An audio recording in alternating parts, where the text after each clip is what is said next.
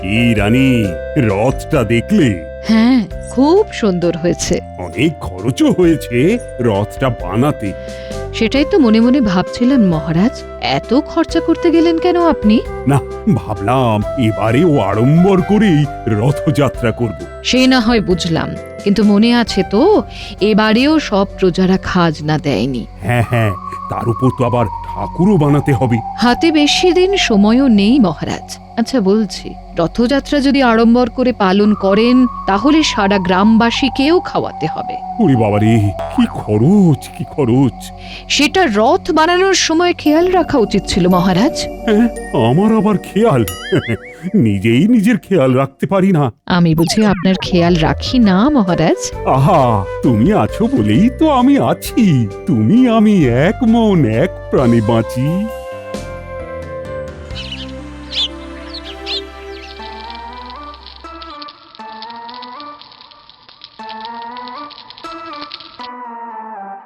গিন্নি, কি বানাচ্ছ বলো তো? হ্যাঁ, এত সুন্দর গন্ধ বেরোচ্ছে। বলি উঠেই দেখো না। হ্যাঁ,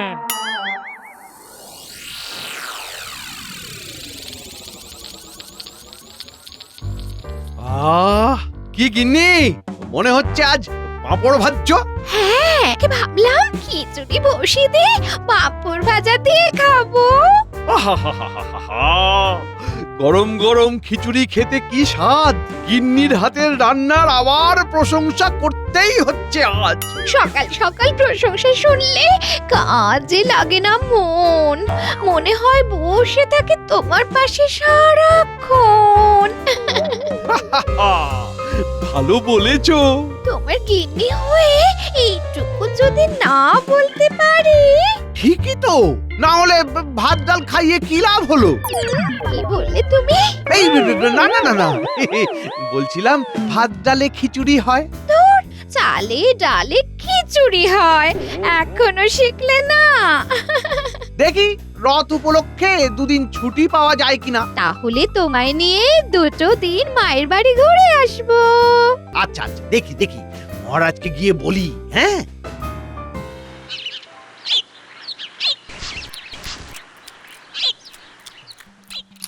ও মা, জিলিপি!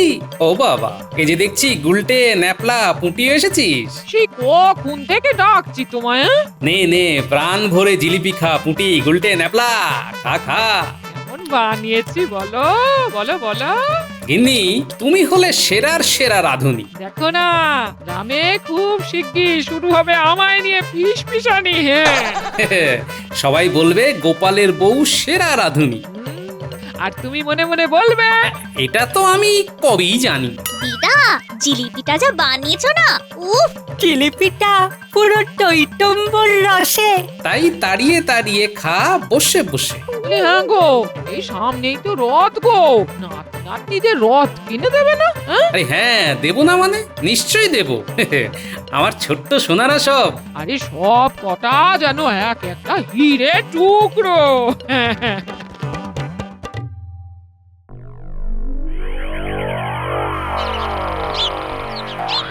জাহাপানা, ডাকার জন্যে করুন ক্ষমা, একটু উঠুন বসে। কে কে? ও, তুমি? আগে একটা খবর দিতে হয়েছি হাজির। তা কি এমন খবর শুনি যার জন্য তুমি হাজির হলে এক্ষুনি? জাহাপানা, আর ঠিক 3 দিন বাদে রথযাত্রা উৎসবে বলো বলো, থামলে কেন? আমাদের সব রাঁধুনিরা চাইছে ছুটি। রাঁধুনিরা ছুটি নিলে খাবো কি? দুধ রুটি? তাছাড়া ওই দিন আছেটা কি?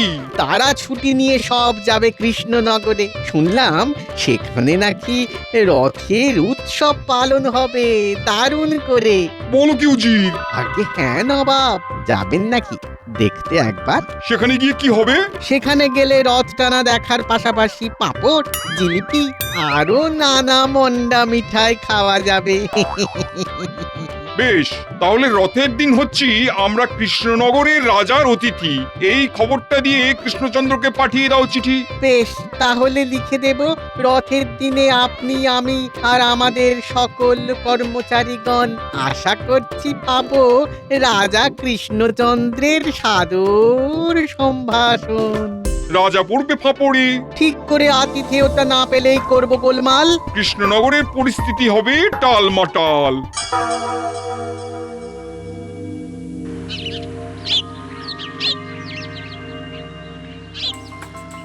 সুপ্রভাত হে আমার প্রিয় সভাসদেরা।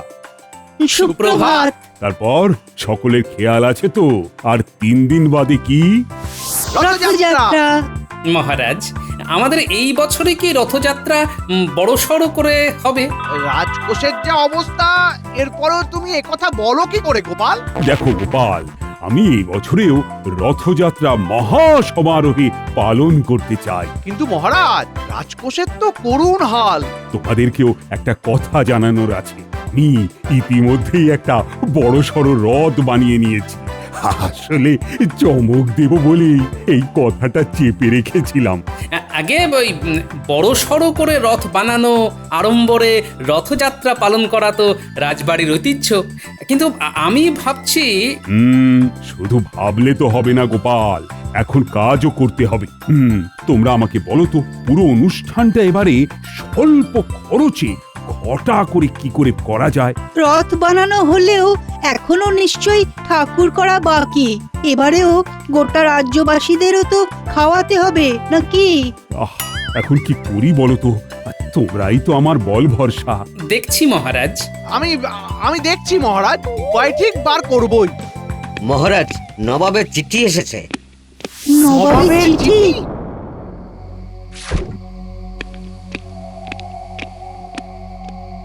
চিঠিটা খোলার আগে আমি ছুটির কথাটা বরং মহারাজকে বলি। এই মন্ত্রী, চিঠিটা পড়ো দেখি। মহারাজ, একটা কথা ছিল। তোমার আবার কি কথা মন্ত্রী? আগে মহারাজ, রথের দিন ছুটি নিতে চাই। একটু গিন্নিকে নিয়ে শাশুড়ি মার কাছে যাব। হ্যাঁ, নবাবের চিঠি এসেছে আর তুমি কিনা রথের দিন ছুটি চাইছো? জ্বালা রে বাবা। এই জ্যোতিষী, নবাবের চিঠি খুব একটা ভালো বার্তা আনেনি। কি সর্বনাশ! পড়ো মন্ত্রী, পড়ো। মহারাজ, চিঠিতে নবাব জানিয়েছেন যে তিনি, উজির আর ওনার প্রাসাদের কর্মচারীরা রথের দিন কৃষ্ণনগরে আসছেন। তার মানে থাকবেন? হ্যাঁ। মহারাজ, আপনার সাথে চাষি ভাইয়েরা দেখা করতে এসেছে। বেশ, পাঠিয়ে দাও।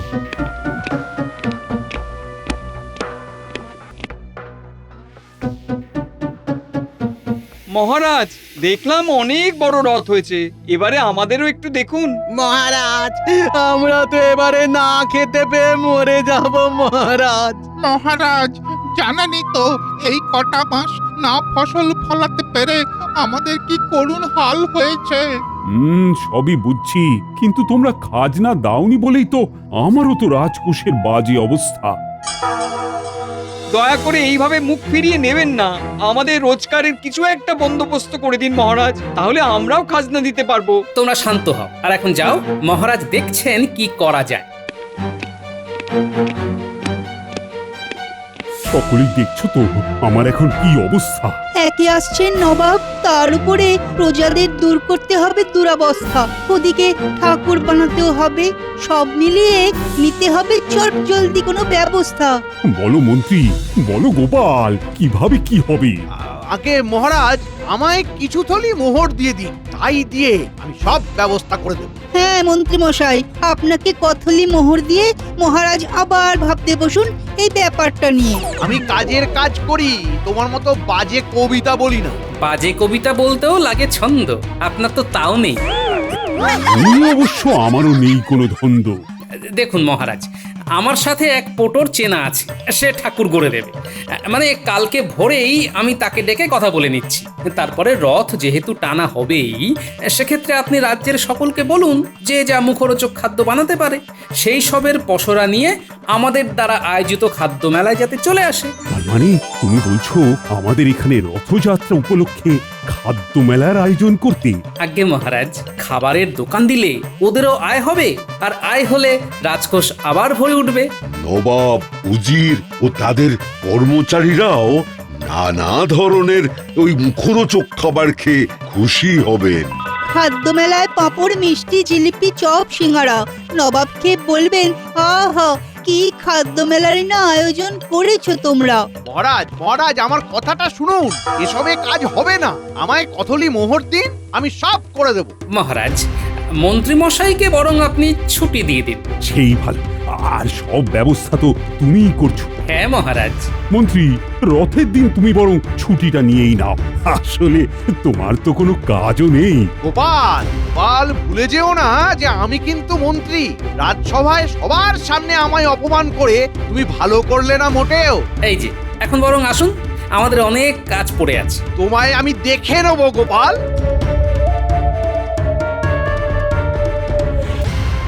বুঝলে গোপাল, মন্ত্রীমশাই যেভাবে গেলেন তাতে মনে হচ্ছে তোমার পিছু পড়লো বলে। এ আর নতুন কি হে বিজ্ঞানী?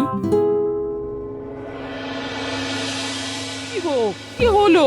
এ মুখ এত গম্ভীর কেন? ভাবছি মন্ত্রীমশাই না আবার কোনো বাগড়া দেন। এ কেন গো, কি হয়েছে?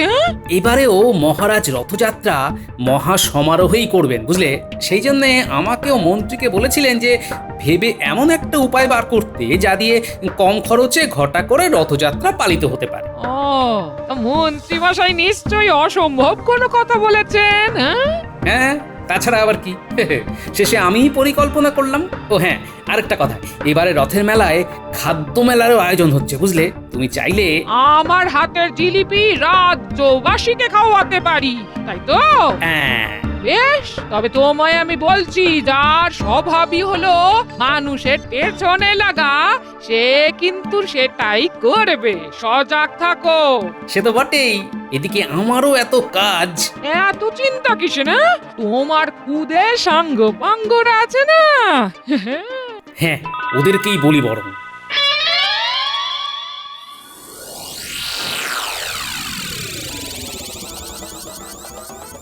কি ছুটি দিল? হ্যাঁ সে দিয়েছে, তবে ওই বেটা গোপাল ঘোর অপমান করেছে। তুমি এত ছাড়বে না নিশ্চয়। যত বদ বুদ্ধি আছে কাজে লাগাবে। সে আর বলতে। যাও, কলঘর থেকে হাত পা ধুয়ে এসো, তারপর গরম গরম চা খেতে খেতে বরং সব শোনা যাবে। যাও। শোন, বলছি কি, আমার এখন কাজের খুব চাপ, তাই তোরা মন্ত্রীর বাড়িতে গিয়ে একটু নজর রাখতো। ওরে বাবা, তার মানে সে আবার কোনো বদমাইশি করবে মনে হচ্ছে। ওই জন্যই তো তোদের নজর রাখতে বলছি। তুমি কোনো চিন্তা করো না, আমরা এক্ষুনি যাচ্ছি। এই সাবধানে যাস বাবারা, সাবধানে যাস। তুমি চিন্তা করো না দিদা, একদম বিড়ালের মতো পা টিপে টিপে যাবো।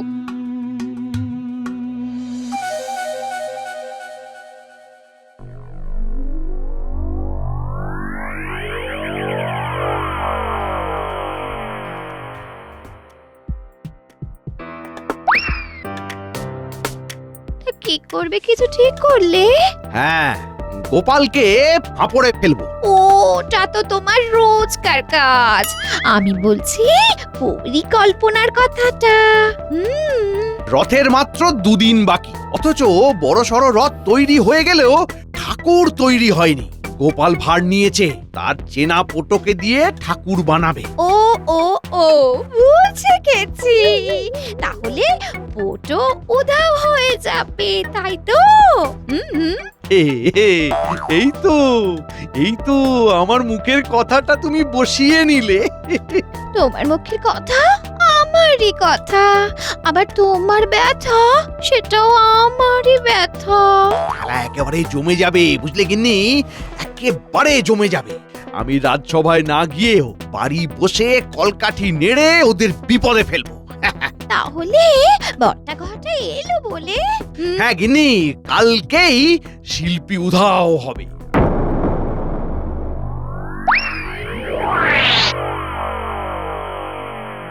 কি বলছিস? পোটোকে উধাও করবে বললো? হ্যাঁ দাদু, নিজের কানে শুনলাম। আচ্ছা, তাহলে তো আমায় এক্ষুনি উল্টো কোনো চালের কথা ভেবে রাখতে হচ্ছে। বলি, ছেলে মেয়েগুলো এত যে খাটলো, ওদের কিছু একটা দেবে না? নিশ্চয়ই দেব গিন্নি, আমার খেয়াল আছে।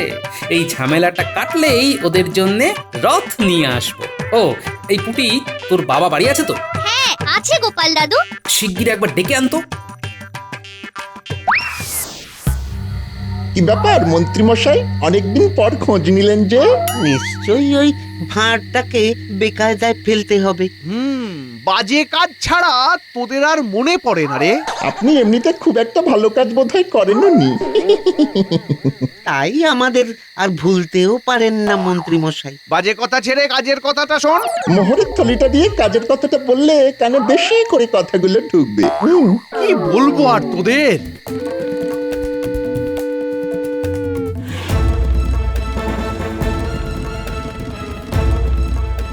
কাজের কথা বলুন মন্ত্রী মশাই, কাজের কথা বলুন। শোন, কালকে ভোর থেকে গোপালের বাড়ির আশেপাশে ওঁত পেতে থাকবে।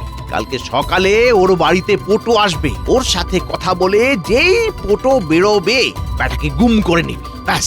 পোটো কি গোপালের মূর্তি? যত বাজে কথা, যা বললাম তাই করবি। মনে রাখিস, মোহরের থলি দুখানা মুখ দেখে দিইনি।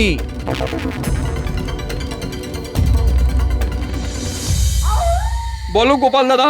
শোনো, রথযাত্রা উপলক্ষে গ্রামে খাদ্য মেলা হবে। সেই মেলায় তোমাদের গ্রামবাসীদের ভিতরে যে যা মুখরোচক খাবার বানাতে পারো সেই সবের পসরা নিয়ে হাজির হয়ে দোকান দিতে পারো। বাহ, তাহলে তো আমাদেরও 2 পয়সা আয় হবে। হ্যাঁ, এই তোমাদের কথা ভেবেই এই সিদ্ধান্ত নেওয়া হয়েছে।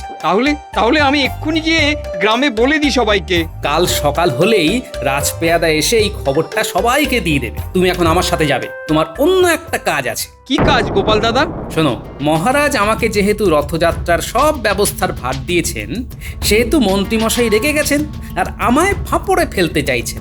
উনি চাইছেন আমি যে পোটোকে দিয়ে ঠাকুর বানাতে চাইছি তাকে গুম করে দিতে। তা আমায় কি করতে হবে গোপাল দাদা? তোমায় একটু কষ্ট করে পোটোর ছদ্মবেশ ধরতে হবে, বুঝলে? আর একটা দিন কটা ঘটা আস্তানায় থাকতে হবে। আচ্ছা, আর এই সুযোগে তুমি আসল পোটোকে দিয়ে ঠাকুর গড়িয়ে নেবে, তাই তো? হ্যাঁ, একদম তাই। তোমায় ছদ্মবেশ যেটা দিচ্ছি তুমি সেটা ধারণ করে কালকে একদম সকাল সকাল আমার বাড়ি চলে আসবে। আর বাড়ি থেকে বেরিয়েই বটা গটার হাতে গুম হয়ে যাব, তাই তো? আমি আসছি তাহলে। গিন্নি, আমি একটু আসল পোটোর বাড়ি যাচ্ছি, বুঝলে? হ্যাঁ, তুমি বরং এক্ষুনি যাও। কাল থেকে তো পুরো নাটক শুরু হবে। হ্যাঁ হ্যাঁ, পুরো আটক নাটক।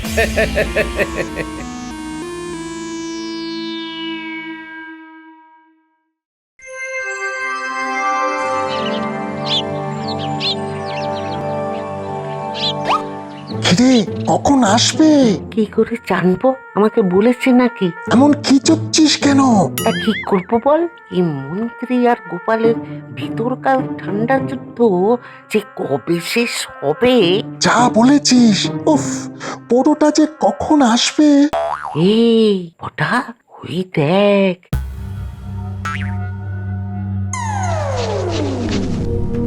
হ্যাঁ হ্যাঁ, গোপালের বাড়ির সামনেই দাঁড়ালো। তার মানে এই সেই ফটো। চল পটা, বেটাকে গলায় গামছা চাপা দিয়ে ধরি।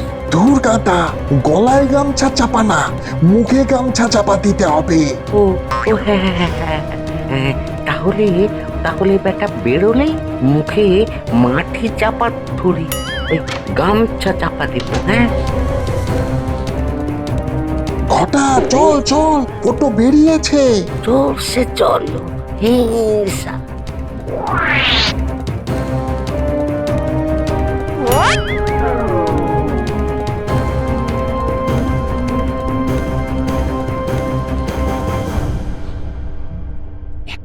দেখো, ওষুধে কাজ হয়েছে। হ্যাঁ, কার ওষুধ দেখতে হবে তো। আর কার স্বামী, এটাও একটা কথা। আর একটু সকাল হলেই রাজপ্রাসাদে ছুটতে হবে। তুমি কি হাজি সকলকে এই মন্ত্রী মশাইয়ের বদমাইশিটা বলে দেবে? হ্যাঁ, না, কালকে একদম হাতে নাতে সবাইয়ের সামনে হাটে হাড়ি ভাঙবো।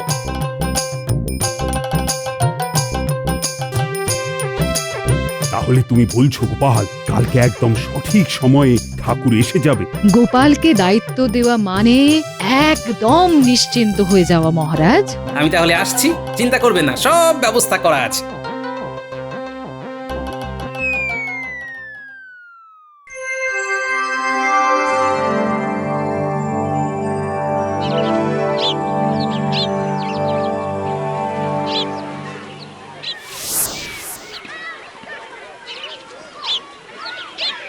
কি কৃষ্ণচন্দ্র, টানবে কখন রথ? এসেছি তো অনেকটা পথ। চারিদিকে এত খাবার দেখেই তো খিদে পায়। পেট বলে খাবারকে দেখে। ওরে তুই এবার কাছে আয়। নবাব বাহাদুর, আর মাত্র কিছুক্ষণ, ঠাকুর এসে পড়বে যখন তখন। মহারাজ, ঠাকুর আদৌ আসবে তো? এতক্ষণ তো হয়ে গেল। এ কি মন্ত্রী, তুমি যাওনি? আর এসব কি বাজে কথা বলছো? না মহারাজ, গোপালের এত সুন্দর বন্দোবস্ত একবার নিজের চোখে না দেখে কি চলে যেতে পারি? এই যে মন্ত্রী, কেটেছো নাকি কোনো ফন্দি? আমি খুবই ভালো, বদমাইশি আমার রক্তেই নেই। তাও যে যা পারছে বলছে সেই। দূর দূর কৃষ্ণচন্দ্র, কি অব্যবস্থা তোমার রাজ্যে। আমি চললাম। দাঁড়ান নবাব। ঠাকুর এসে গেছে। কি হলো, এত দেরি কেন? ঠাকুর কি করে এলো?